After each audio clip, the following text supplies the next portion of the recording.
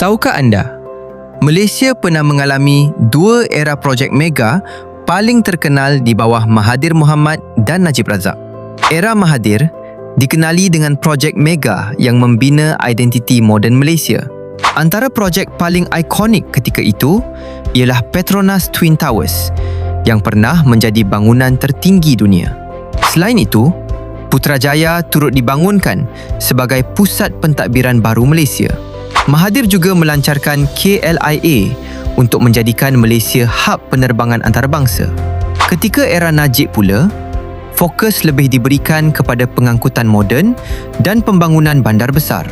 Antara projek terbesar ialah Klang Valley Mass Rapid Transit bagi mengurangkan kesesakan di Kuala Lumpur.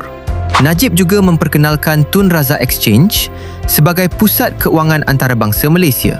Selain itu, East Coast Rail Link dilancarkan untuk menghubungkan pantai timur dan pantai barat. Era Mahathir lebih terkenal dengan projek simbol negara, manakala era Najib lebih fokus kepada sistem pengangkutan dan ekonomi moden. Kedua-dua era ini mengubah wajah Malaysia dengan cara yang berbeza.